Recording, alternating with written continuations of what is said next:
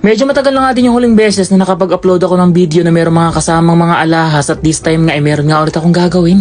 Bago ko nga din pala simulang i-video itong mga bakla ay pinaalam ko nga muna sa customer kung pwede bang i-video at mabuti na nga lang talaga at mabait si madam at pumayag naman nga siya. Yung kasing mga naging customer ko ng mga nakaraang araw mga bakla na nagpapagawa ng mga arrangement na may mga kasamang alahas ay sabi nga nila ay wag nga daw i-video. Dito nga kasi sa Saudi mga bakla kapag nga nakita nila na ibinivideo yung mga arrangement ay akala nga nila ay i-upload nga sa TikTok. Mahilig nga din talaga kasi silang mag-upload ng mga video sa TikTok at Snapchat kaya naman nga gusto nila ay sila nga ang mag-upload. Depende na nga lang talaga sa klase ng customer mga bakla kung papayag ba sila o hindi kaya naman talaga dapat nga ay ipinapaalam muna. Nakakuha na nga din muna pala ako ng flower base na gagamitin dito mga bakla dahil ito yung gusto ng customer at naglagay na nga din muna pala ako ng tubig.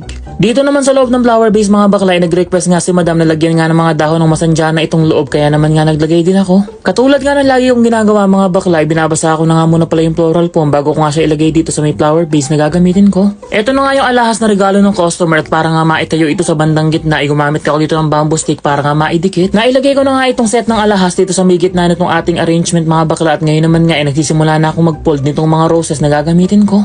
Ang napili nga palang kulay ng customer dito mga bakla ay kulay dilaw, kulay puti at saka kulay green at ngayon nga ay sinimulan ko na yung pagtutusok ng mga roses. Dalawang klase lang ng bulaklak ang gagamitin ko dito itong roses at pagkatapos ito ay maglalagay nga din ako dito ng mga chrysanthemum na boto na kulay green. Bali dalawang klase nga pala ng pagpo-fold ng petals ng mga roses ang ginawa ko dito at dito sa may dilaw ay ganito nga ang style ang ginawa ko. Hindi ko nga kasi pinagparehas yung style ng pagpo-fold ko ng mga petals ng roses para naman nga medyo magkaiba nga sila. Pagkatapos ko nga maitusok itong mga yellow roses ay naglagay na nga din pala ako dito nitong mga dahon ng roscus. After nga niyan mga bakla ay sinimulan ko na nga din itusok itong mga white roses at ganito nga yung pagpilip na ginawa ko sa mga petals. Maganda din naman yung colors na napili ng customer na ilagay dito dahil tricolor nga itong mga bakla at bali groupings na nga lang yung ginawa kong pag-arrange ng mga bulaklak. Kapag nga kasi groupings yung paraan ng pagtutusok ng bulaklak dito mga bakla ay mas magiging neat nga yung kakalabasan ng arrangement na gagawin natin. Tinanong ko naman din muna yung customer kanina mga bakla kung ano bang style ang gusto niya rito at ang sabi nga niya kung ano nga daw yung maganda ayun na nga lang daw ang gawin ko. Hindi nga din daw niya kasi alam kung ano yung style na gusto niya at malaki naman ang tiwala niya sa mga Pilipino kaya naman nga kung ano talaga yung gagawin nating design ayun nga talaga ay magugustuhan nila.